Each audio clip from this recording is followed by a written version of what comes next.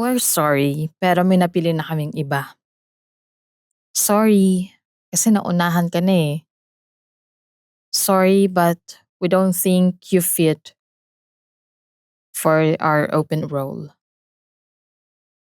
Sorry, try your luck again next time. Sorry, hindi kasi ikaw yung napili namin dahil hindi ikaw yung nababagay para sa open role namin o para sa posisyon na ina-offer namin. Ilang beses mo na ba natanggap 'to, yung ganitong mensahe? Sigurado maraming beses na rin at napakasakit niya na para bang heartbreak. Dinaig pa nga kamo yung break ng magjowa kasi maraming beses kang tinanggihan, inayawan at hindi ka pinili. Maraming beses na, to the point na talagang susuko ka na at napakabigat sa damdamin kasi walang may gustong tumanggap sa'yo at hindi lang ikaw ang nakakaranas nito. Maraming tao rin ang nakakaranas nito at kasama na ako ron. Rejection, simple word. Akala mo normal na salita lang pero kapag naranasan mo na ay grabe ang pagninilay na makukuha mo sa word na 'to. Rejection, ito yung mga salita na ayaw mong marinig o na nakikita, naririnig o nalalaman mo lang mula sa karanasan ng ibang tao. Rejection, ito yung ayaw marinig ng karamihan, lalo na't doon sila umaasa sa silver lining, sa simpleng pag-asa na posible na maging hagdan nila o milestone nila papunta sa tagumpay. Sa totoo lang, double meaning ang rejection. Maalin sa bibigyan ka nito ng heartbreak, heartache, o dadalhin ka nito sa panibagong landas na karapat-dapat ka, na deserve mo. Sa episode na 'to, sa totoo lang, ah, normal tao tayo ngayon. Hindi tayo nagta-trying hard na, bonggahan 'tong episode na 'to or kung makikita niyo yung ayos ko hindi naman siya ganong kasimple. Like yung usual setup ko 'di ba, lagi ako naka-dress or naka-polo shirt. Kasi dito, sa episode na 'to, ipapakita ko lang yung side ko bilang si Rai mismo sa tinatahak kong career o profession. Sa loob ng booth na 'to, dito ko nagagawa yung trabaho ko sa pagboboses.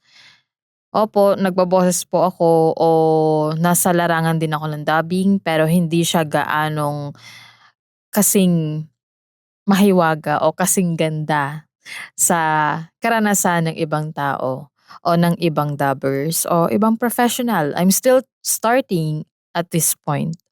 Kahit na sabihin natin may ilang years na ako dito, mga 2 or 3 years, masasabi ko pa rin na beginner pa rin ako kasi may mga bagay pa ako na dapat matutunan.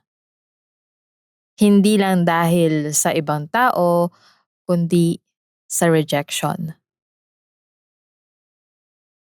Share ko lang kung paano ako nagsimula dito sa pagboboses o sa voice acting. Kung babalikan natin yung episode 1, yung tungkol sa pagpapakilala ko bilang si Ate Rai, and then yung episode 3, sinabi ko doon na nagsimula ang karera ko dito sa pagboboses dahil sa Panginoon. Opo, Siya po ang nag-lead sa'kin. Uulitin ko ulit, hindi ako nagmamayabang, hindi ko 'to pinangarap, hindi ito yung magandang panaginip para sa'kin.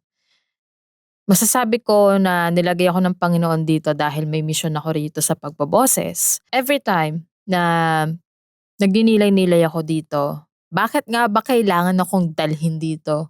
Bakit nga ba ito yung path na binigay sa'kin ng Panginoon?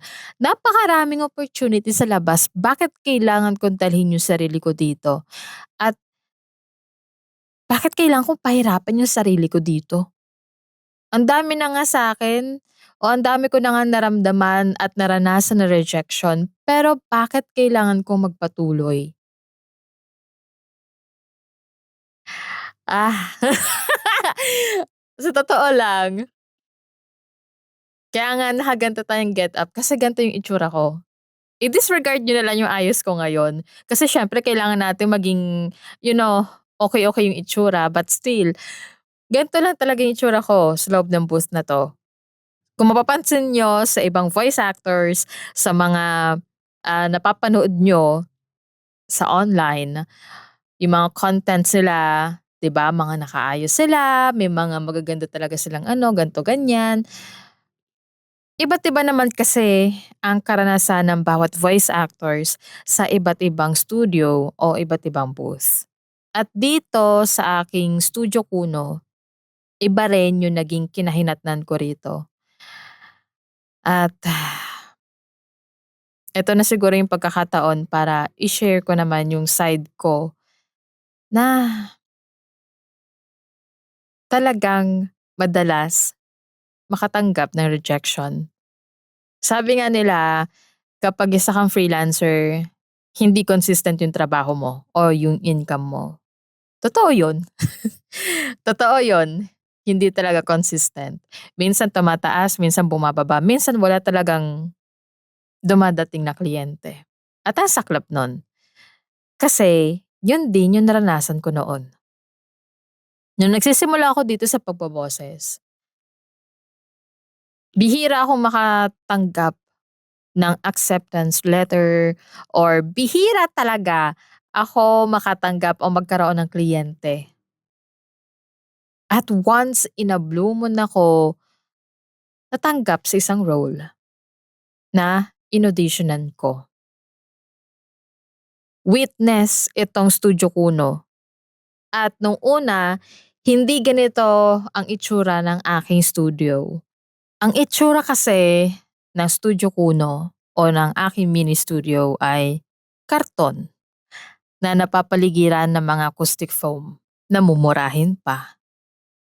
Yung equipments ko, katulad nitong mic na 'to at yung audio interface ko, sila yung kasangga ko at kasama ko dito sa studio na 'to, dito sa Studio Kuno. Ngayon nga mas okey na yung treatment ko rito compared before nung nagsisimula ako na walang-wala talaga ako. Kaya nga ang daming palaisipan sa utak ko nun na bakit ba kailangan kong i-stuck yung sarili ko dito, ang dami namang opportunity sa labas na puwede kong mapagkunan ng consistent na sahod, ng source of fund or income na alam kong bubuhayin ako sa loob ng matagal na panahon. Pero napako ako rito. Hindi naman dahil sa oo, umaasa ako, pero hindi naman dahil yon sa pagiging o paglamon na lamang sa pangarap. Ang hirap i-describe ng sitwasyon ko ngayon sa pagboboses kasi hindi unang-una hindi naman ako well established katulad ng mga professional ngayon. Hindi naman ako gaanong nilalapitan, hindi naman ako talk of the town pagdating dito sa industriyang 'to. Nagsisimula ako katulad ng karamihan at yung dagok ng beginner, nangunguna na yung rejection diyan.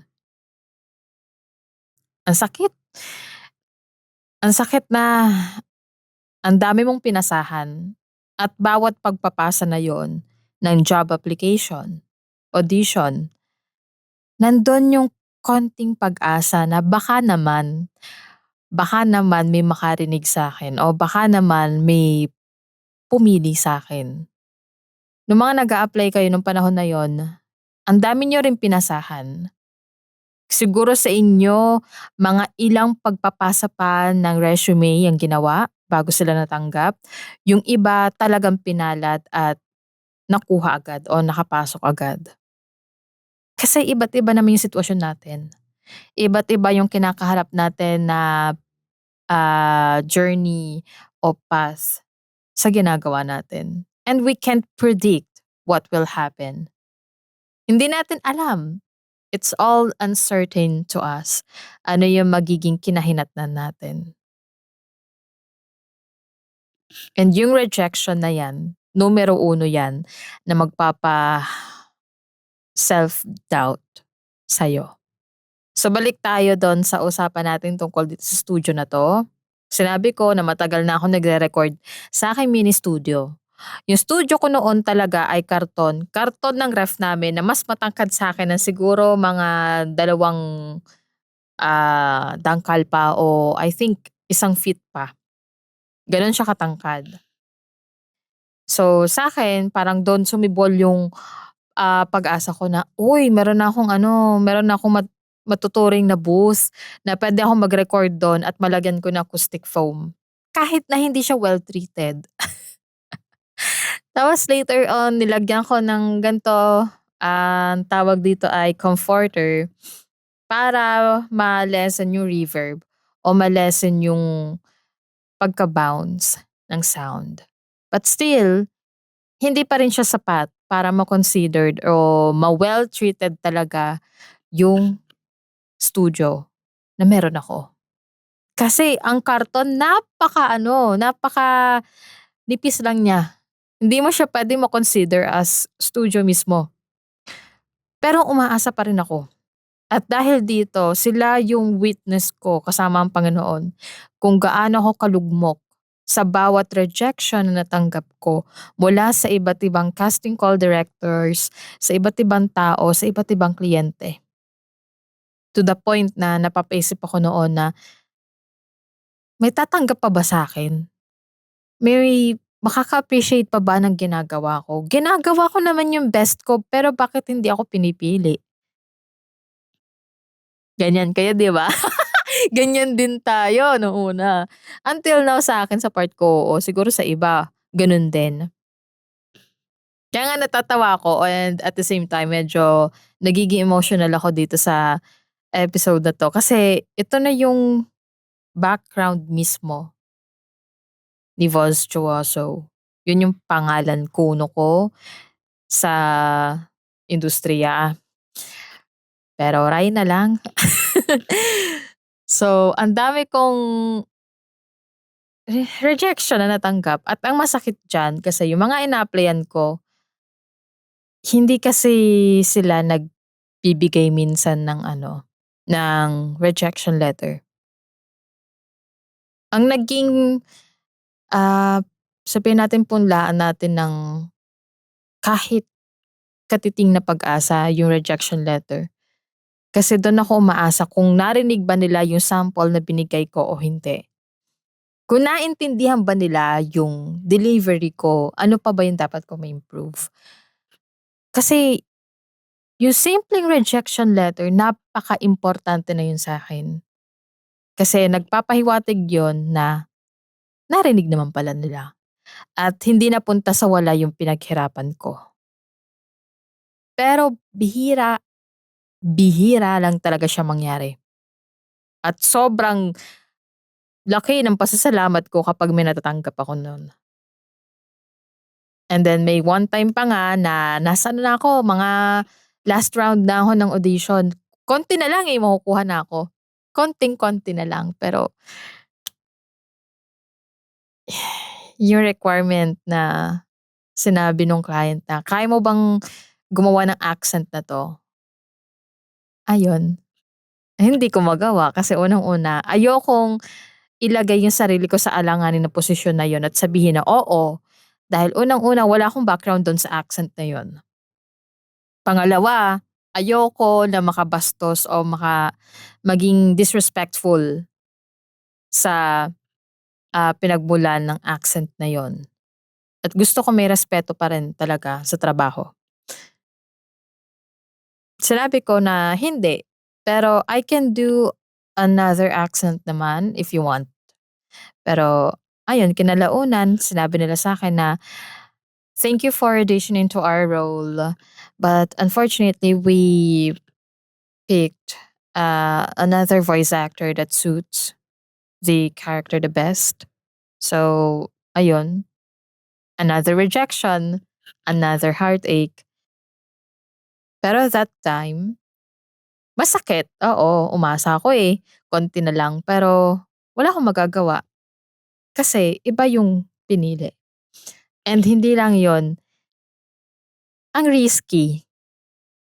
I mean, puwede naman ako magpaturo, puwede naman nila akong turuan, pero sa field na 'to kasi kinakailangan prepared ka.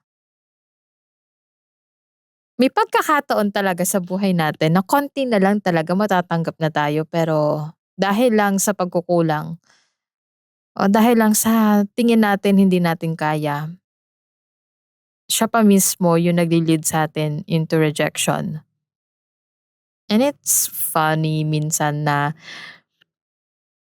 umasa ka, pero ayun ang ending hindi ka pa rin pinili. Even in our personal lives, ganun din, 'di ba? May gusto kang i-pursue, may gusto kang, um, lapitan, may gusto kang kilalanin, but still rejected ka pa rin kasi hindi pa sila prepared o hindi pa 'to yung tamang oras para sa'yo. And kung titingnan mo siya, there are possible ways kung bakit or there are two answers lang diyan. Hindi talaga para sa'yo o hindi pa talaga ito yung tamang oras. At dagdag ko pa ng isa, magiging pangatlo 'to, rejected ka dahil hindi ka deserve dito. Hindi porket na naiwan ka dito sa rejection na 'to, ay hanggang dun ka lang. Hindi. Kasi kahit kada rejection ang matanggap mo diyan sa paligid mo, if you will acknowledge it, kung tatanggapin mo, kahit masakit at nakakadurog sa puso at nakakasira ng ego minsan. Kapag tinanggap mo 'yan at nalaman mo kung ano yung dahilan kung bakit ka rejected and you learn from it, then you will know the next move. Alam mo na kung anong dapat mong i-improve o kailangan mong gawin sa susunod. Alam mo na kung bakit at yun ang pinakaimportante para mag-grow ka at magpatuloy ka. Ang rejection kasi palagi naman yan nandyan. Sa kada, yugto ng buhay natin, nandiyan talaga yung rejection. And it is part of the process. It is part of the learning progress. At nasa sa'yo kung paano mo siya titingnan. Yung iba kasi dahil lang sa rejection, natakot na sila na mag-try ulit. May iba na dahil lang sa rejection, babush na agad. Hindi naman kasi porket na-reject ka, hanggang dun ka lang. Hindi. Kasi kahit na na-reject ka at alam mo at mataas yung paniniwala mo sa kakayahan mo, sa gusto mong gawin, sa sarili mo at pananampalataya mo, may patutunguhan ka pa rin. Because rejection is redirection. Totoo ang lahat ng yon. Kaya naman kung sa tingin nyo, ito na yung time nyo para tumigil o para talikuran yung ginagawa nyo kasi maraming beses na kayo na-reject, well, pag-iisipan nyo muna ng mabuti bago kayo umalis. Kasi kung dahil lang pala yan sa rejection titigil na kayo, hmm, eto lang masasabi ko, sayang kasi yung nilaan niyo rito. But if you think na wala talagang nangyayari o talagang ramdam mo na hindi 'to yung para sa'yo, alam mo sa sarili mo na wala kang nakikitang future sa ginagawa mo, baka yun na yung oras para tumalikod ka na at maglakad paalis. Well, sa totoo lang, ito yung realidad ng rejection. Ito ang katotohanan sa rejection. Oo, ang dali lang magbigay ng advice na sabihin na rejection is redirection. But kung titingnan niyo yung pinaka-core niya, yung kaloob-looban niya, ito kasi yung side effects na kayang ibigay ng rejection o yung katotohanan na pinapasampal ng rejection. Nakakababa ng self-esteem, nakakapang self-doubt. Kasi ilang beses ka na na-reject eh. So mapapaisip ka na, bakit ganun? Walang napili sa akin, walang may gusto sa akin, bakit lagi akong rejected? Ano bang mali ko? Ano ba ang pagkakamali na ginawa ko? Masakit sa pride ang makatanggap ng rejection. Lalo na't kung tingin mo sa sarili mo ay mataas na talaga. Katulad na lamang ng kunyari, akala mo sa sarili mo ikaw na yung pinakamagaling. Pero once na nakatanggap ka ng rejection, grabe yung epekto sa ego mo o sa pride mo. And hindi lang yan. Ang isa pa na realidad na isasampal sa'yo ng rejection ay uulit ka na naman ulit. Paulit-ulit yung cycle hanggang sa matanggap ka. Minsan nakakapanawa, minsan matututo ka na lang na maging immune. Na kapag na-reject ka, oo, sa simula iiyakan mo. Sa simula mahirap tanggapin. Sa simula parang ito na yung magpapaisip sa'yo na tumigil na lang. At kapag nagtagal-tagal pa at nagpatuloy ka sa ginagawa mo sa pag-a-apply, sa pagkakakilala, pag-o-audition, at sa marami pang bagay na kinakailangan ng salitang acceptance. Ang mangyayari nito kapag paulit-ulit ka nare-reject, parang naging manhid ka na. Unlike before na iiyakan mo siya. Pero ngayon kasi kapag alam mo sa sarili mo na nauubusan ka na ng pag-asa, namamanhid ka na during the process. Kasi alam mo na sa sarili mo na, sige magpasa tayo pero alam ko na hindi naman ako tatanggapin. Sige magpasa tayo dito ng resume. Pero alam ko sa sarili ko na hindi ako yung mapipili nila o yung best candidate para sa trabaho na yon. Self-degrade talaga ang rejection. At yun yung kaya niyang gawin at ipalamon sa'yo kung titingnan mo lang yung negative side o yung masakit na part sa rejection. Ganun siya kalaki ang epekto sa pagkatao mo at kung paano mo tingnan ang mga bagay-bagay. Kasi ganun din ako. Noon talagang iniisip ko na, ano ba yan, parang wala naman napupunta o napupunta naman sa wala yung ginagawa ko. Parang di naman nila na-appreciate. Parang hindi naman nila nakikita yung best na ginawa ko para dito. Bakit ganun? Parang ayaw nila sa akin. Bakit ganun? Parang kawawa naman ako. Di porket na nagsisimula ako ay wala na talaga akong mapupuntahan dito. Ang daming beses na iisipin niyo yan ng paulit-ulit. Bakit, bakit, bakit? Kailan ba nila ako matatanggap? 'Di ba? Lagi yung tatatak sa isip niyo. Lalo na't kung kayo ay tipo ng tao na napa-paranoid kapag may natatanggap na rejection. Ang sakit, eh. Ang sakit lang isipin na kaya yung iba napapatigil sa ginagawa nila kasi nakatanggap sila ng rejection at natakot na sila na masaktan ulit. Eto, share ko lang itong experience ko sa pag-a-apply dito sa isang kumpanya. Itong kumpanya na 'to maganda yung kanyang background, maganda yung kanyang misyon, at maganda yung kanilang proyekto. At sa akin para siyang ano, para siyang sabihin natin, gawin natin metaphor na ticket. Yun na yung ticket ko sa lotto, yung kumpanya na yon. Itong kumpanya na 'to maraming tumatangkilik dito at nung ng, nagpa-open sila ng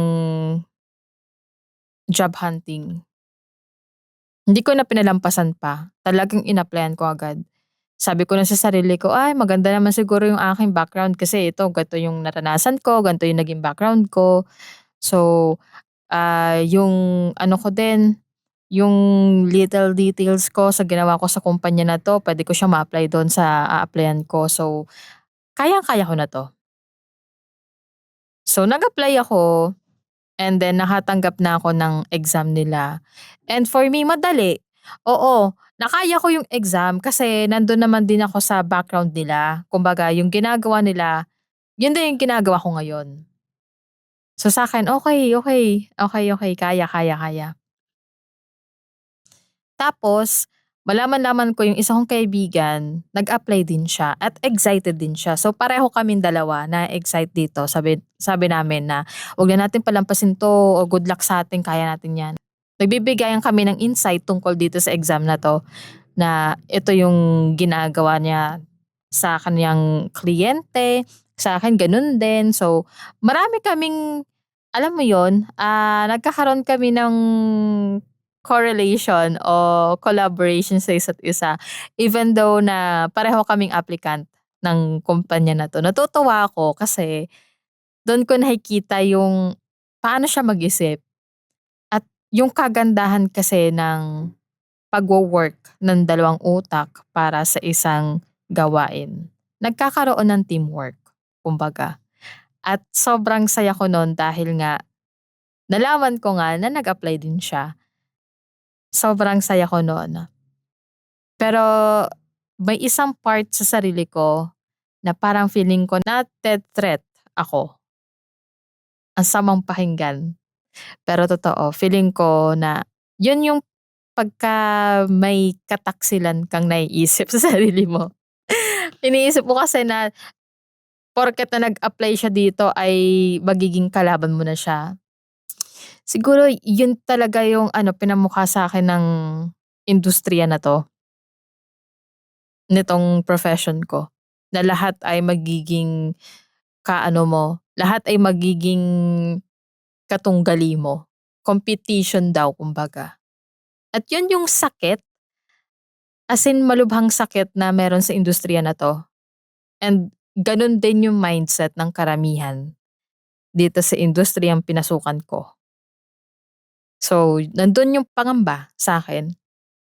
Well, deep inside masaya ako na kasama ko siya dito. But may kataksilan yung pag-iisip ko nun, yung mindset ko na, baka mamaya ganito, ganyan, ganyan." Parang may kutob na ako, eh, may kutob na ako nung time na yun na alam ko na makakapasok 'tong taong 'to, itong kaibigan ko. Malakas ang paniniwala ko kasi kung makikita ko naman at nung nakita ko naman yung resume niya, maganda yung background niya compared sa'kin. So, siyempre medyo nabahala ako dun. Hindi ko na maitatago yun kasi totoo. Kasi ang taas ng ano, eh, ang taas ng expectation ko rito sa ina-applyan naming kumpanya. Kasi maganda siyang kumpanya talaga, eh, para siyang lotto talaga, eh, ticket to win sa lotto o sa lotohan. Maganda siyang pandagdag sa resume.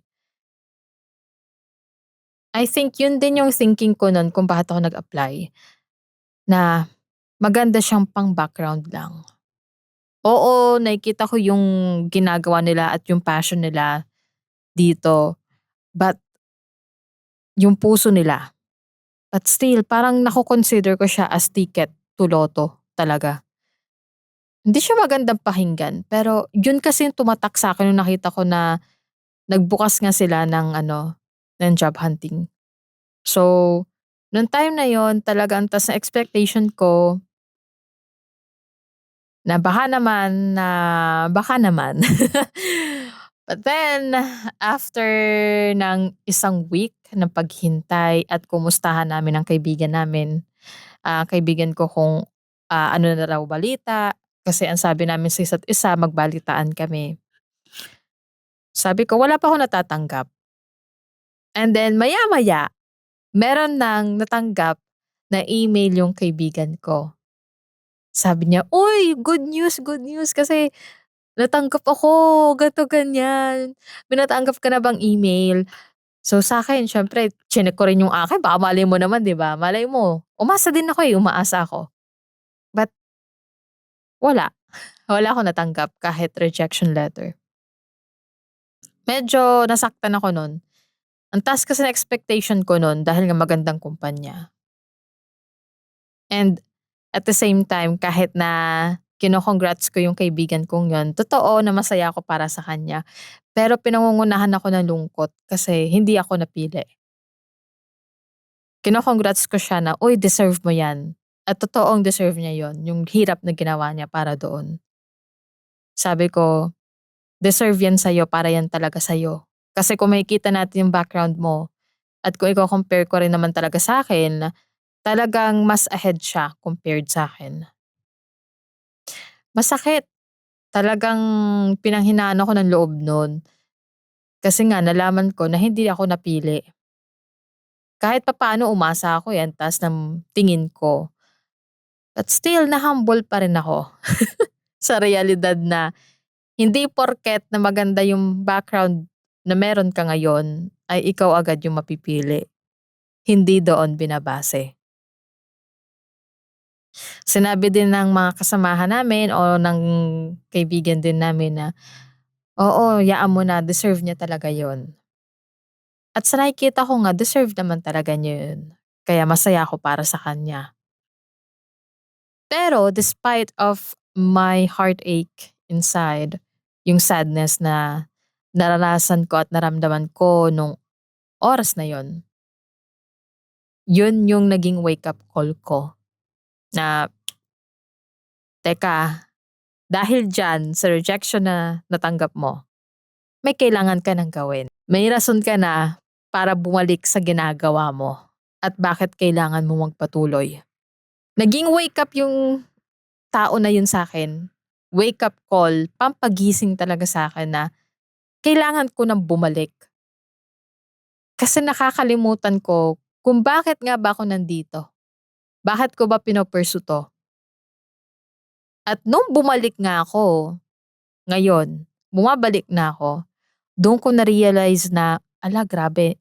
Oo nga 'no, dahil sa ano na yon, dahil sa job application na yon, dahil din sa kaibigan ko, dun ko na-realize na, shocks, parang nangalawang yung utak ko sa ginagawa ko kasi ang tagal ko na siyang hindi naaasikaso, nagagawa ulit. Natawa ako nun kasi ang ganda ng naging kinalabasan niya para sa'kin dahil even though na na-reject ako, siya yung naging wake up call ko. Siya yung nagpagising sa'kin na kailangan ko na talagang i-pursue ulit yung ginagawa ko noon. At yun na nga yung ginagawa ko ngayon.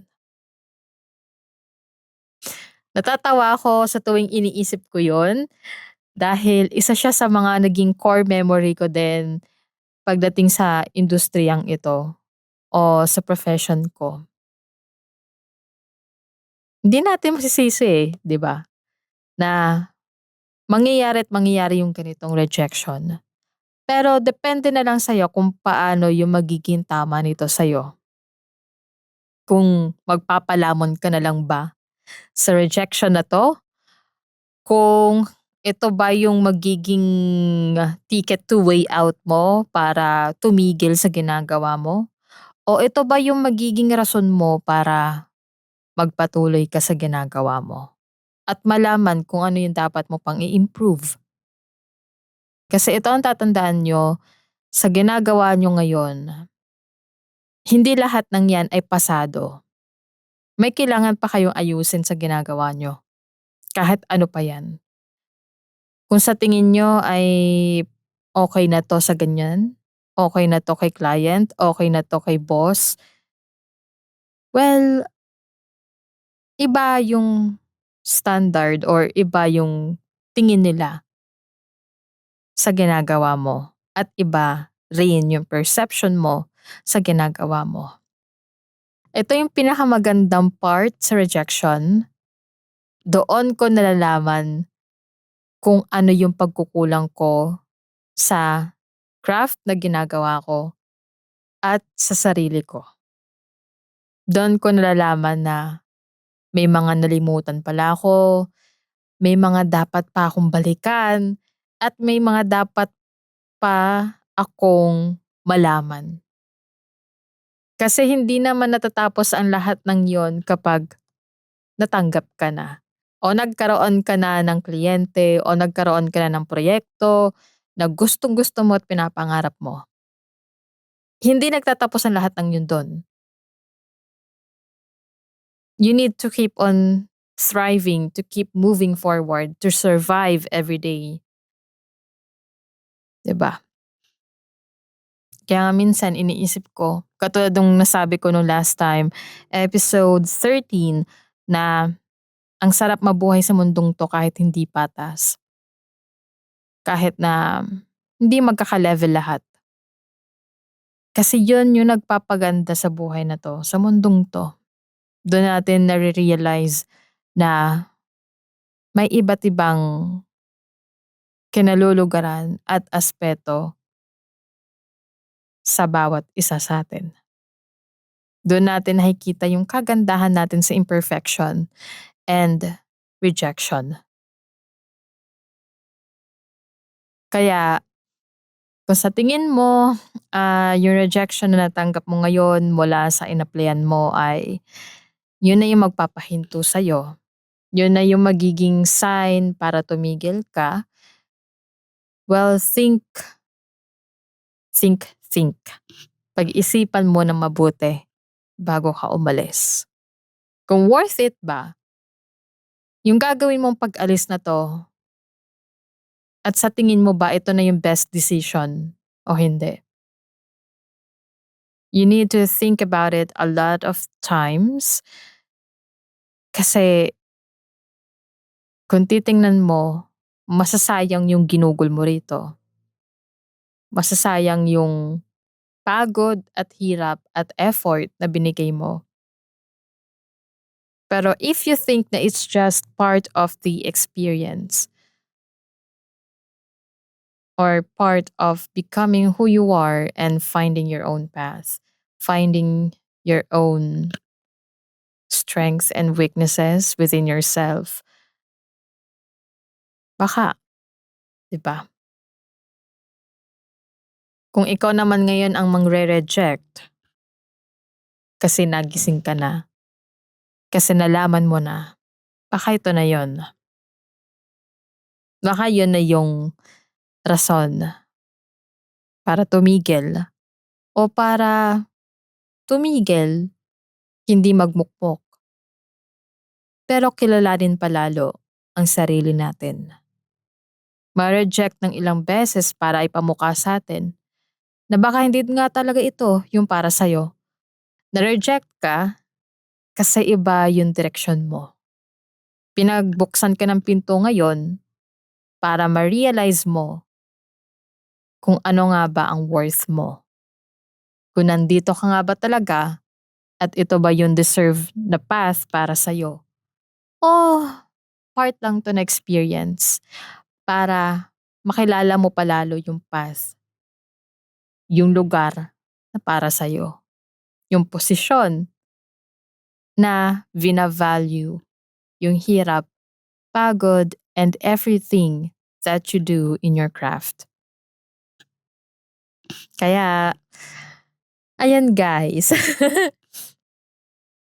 Ang sarap sa pakiramdam na na-open up ko 'tong topic na 'to kasi ito yung dini-disregard ng karamihan. Napakaganda at isang magandang lesson sa atin na ma-reject din minsan. Na hindi palagi tayo ang tinatanggap at hindi tayo yung para doon sa role na ina-applyan natin, role na ino-auditionan natin, role na gusto nating makamit o maging successful balang araw. Pero behind the success, ito na ba yung magiging papel mo talaga? O ito na ba talaga yung susukat sa'yo at sa value na ginawa mo para sa craft mo? Ang daming palaisipan dahil sa rejection pero isa siya sa mga magagandang lesson in life na dapat mong pagnilayan paminsan-minsan. Kasi dun mo nakikita na may saysay naman pala lahat ng ito. At yung rejection na yon, hindi porket na rejected ka ay wala ka nang pupuntahan. Hindi porket na sandamakmak yung rejection letter na natanggap mo ngayon, yun na yung patunay para huminto ka. Siguro yung rejection na yon pampagising sa'yo. Yung rejection na natanggap mo ngayon, isa siya sa mga magiging key, susi, para alamin kung ano nga ba ang deserve o nararapat para sa'yo. Hindi ko alam kung yung mga auditions na gagawin ko ay mapapalad ako doon o may mapupuntahan ako doon. Hindi ko alam. Uncertain ang lahat ng ito, sa totoo lang. Malay ko ba kung anong mangyayari mamaya kapag nag-audition ako, kung matatanggap ako o mare-reject. Kung rejected na naman and then ganun pa rin, tuloy pa rin. Tuloy pa rin. Tuloy pa rin. Wala akong maisip. Kasi iniisip ko ngayon na I've been called kasi. Tinawag na ulit ako dito kaya ako bumabalik. And ayoko nang palampasin yung pagkakataon kasi nandito na ako eh. Oo, may part sa'kin na natatakot ako na ma-reject ulit, na natatakot ako kung anong mangyayari sa'kin mamaya dito sa profession na 'to, kung ito na ba talaga yung para sa'kin. Natatakot ako na baka mamaya mapupunta pala sa wala yung ginagawa ko ngayon. Pero umaasa pa rin ako kahit papaano. At look at the brighter side. Tinitingnan ko pa rin yung positive side na meron dito. At least na-experience ko. Yun ang pinakaimportante. Kaya uncertain yung sa part mo, uncertain lahat. Hindi mo alam kung ikaw na ba talaga o mare-reject ka na naman. Pero ang kinagandahan niyan, nalaman mo, natuklasan mo, at may natutunan ka doon at na-experience mo pa. So yun, rejection is redirection. Redirection saan? 'Di ba? Ang dami niyang ibig sabihin, ang dami niyang gustong iparating. Pero ikaw lang ang makaka-discover niyan kung paano mo siya iintindihin. Kaya yun, siguro mag-audition ulit ako pero bahala na si Lord, bahala na ang Panginoon sa mangyayari sa akin. At least naramdaman ko ulit na maging tao dahil sa rejection na Okey lang masaktan, okey lang matuto, okey lang na matapakan yung ego ko. At least na-humble ako at nagkaroon ako ng pagkatuto mula sa experience na yun. Ayun, I am glad na na-share ko 'tong experience na 'to or na-share ko 'tong lesson na 'to sa inyo kasi ito yung matagal ko ng gustong sabihin and ang madalas ko kasing nakikita when it comes to rejection is mga motivation. Yeah, nandun yung part na yung motivation pero may deeper side pa rin kasi ang rejection na talagang magiging reflection mo in the near future or right now sa desisyon na ginagawa mo. Well, as usual, sasabihin ko lang naman yung yung aking kasabihan sa dulo. Sana may natutunan kayo. Sorry. Let me rephrase that. I hope na may natutunan kayo dito sa episode na 'to. Kaya naman, kita-kits sa next episode dito sa Turning 25 with Ate Rai. Babush!